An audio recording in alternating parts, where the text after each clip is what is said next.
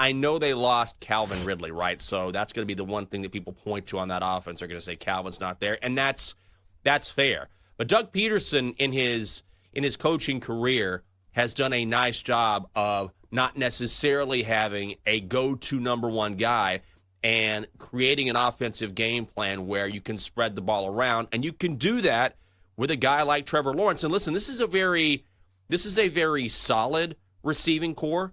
So you've got Gabe Davis, who came in from the Bills. He's a touchdown machine. Christian Kirk is back this year. They drafted Brian Thomas Jr. out of LSU, who I think is a sneaky good draft pick. I know all the attention goes to Malik Neighbors, but Thomas Jr. is also excellent. Evan Ingram, great tight end for the Jags. So I think on offense, and yes, they have Travis Etienne Jr. in the backfield, who played with Lawrence at Clemson. So there's a lot to like on this Jaguars offense. I really think it depends on Lawrence's health. And you don't necessarily have to have a Calvin Ridley. Of course you do. But I think this is a very solid set of receivers where you can be very proportionate in how you distribute the football. And you don't necessarily have to have that stud. So I like the Jags at plus 275 if you're looking for a little bit of value here. I think you could definitely sell somebody on the Jags winning the AFC South. Hell, they were the favorites last year because of the roster that they had, and they made some big improvements this year. I think the X factor for the Jags this year is going to be their pass rush. I had to double check this because I feel like nobody talked about the other Josh Allen, who is a defensive end for the Jags. Last season, he had 17 and a half sacks. 17 and a half sacks. Those are monster numbers. And then they just added Eric Armstead, defensive tackle from the Niners. He is going to be an absolute problem for opposing quarterbacks. So I think this Jags pass rush is going to maybe be back to the days of, remember when they had Calais Campbell and that defense was so good that I think they put like Blake Bortles in the postseason? I think maybe we see a defensive line that could be wreaking havoc on a lot of the young quarterbacks that are, in the AFC South. Because think about it. How do you defend really good quarterbacks? You have to get some pressure on the quarterback. And especially with some of these young guys across the division, CJ Stroud, Will Levis, Anthony Richardson, I think the way to combat that is to put some pressure on them. And the Jags certainly have the pieces. Yes, they do. And not only do they have Josh Allen, they have Trayvon Walker as well. And they were the number one duo in the NFL in sacks last season. They had 27 and a half. Allen had 17 and a half of those. So I think you're right. And listen, they have a new defensive coordinator as well. Ryan Nielsen came in from the Falcons, and they have stated we're going to be an aggressive defense.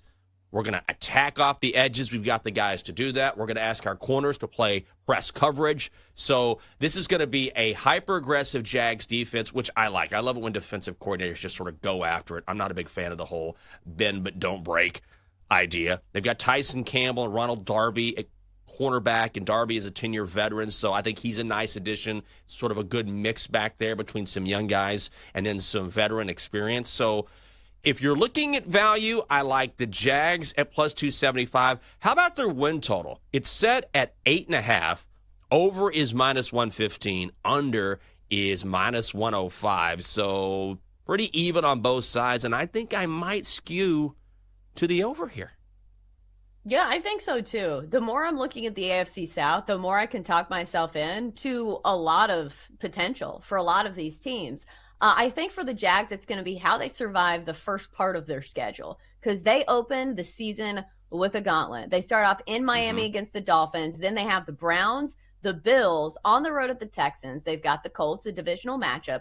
Go to the Bears before, a quick break against the Patriots. So we'll see how they handle that stretch. But still, they've got an incumbent quarterback, a team that maybe is poised to take the next step. But we said that last year about Trevor Lawrence. I remember specifically a lot of people like Trevor Lawrence as a dark horse MVP candidate. So, Jenks, should we run that back? Because I would imagine the odds are longer this year.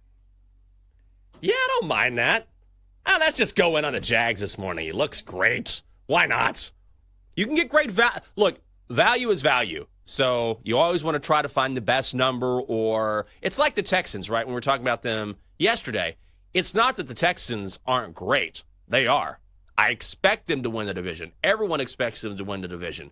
but I don't want to pay even money for it. I'm trying to find some value here. So if you're looking for a guy in Trevor Lawrence who, if he stays healthy, look, again, before he got injured, phenomenal. There's a reason why he got paid, because he looked like, hey, he's going to be right up there with the best of the best. And so if he's that guy this season, and remember, it was just a couple years ago that the Jags were in the postseason. So it's not like they're far removed from being a playoff team. Just 2 seasons ago. And you know how quickly narratives change, right? You can go from being a playoff team to, I don't know about this Jacksonville team. This is still a very good Jacksonville team. And I also like that they have Doug Peterson as head coach. To me, when you have a solid, proven Super Bowl winning head coach, then eventually guys like that who have that experience will put it together. Although I will say the sadistic side of me misses Urban Meyer. It was definitely better for our job, because there are plenty of very easy jokes to make about Urban Meyer. Oh, man. So, Jenks, let me ask you, which would you rather bet on? The Jags to make the playoffs at plus 120, or over on their win total set at 8.5? I think I'd go off the board and Urban Meyer to put his finger on some woman's butt at 3-1. Oh, no. I knew there was an Urban Meyer joke coming. Oh, God. I mean, I always look back. I'm like, was that guy really a head coach in the NFL? Yes, he was. To answer your question, I would go, you know what I would do?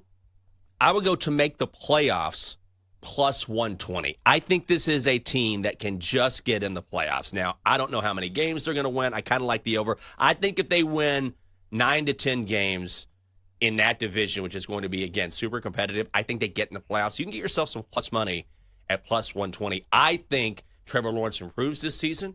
I like what they've done defensively.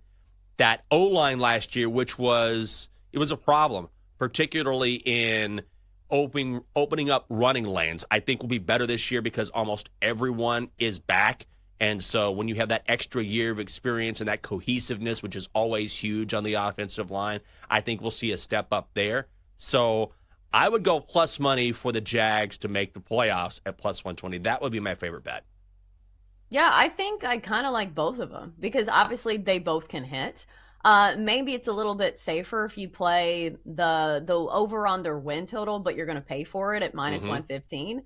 But I do think if they're in contention for their division, I don't think there's multiple teams from this division that are going to make the postseason. And we saw some teams sneak into the postseason last year that, like, who was it? The Steelers? Like, there were some bad teams towards the bottom.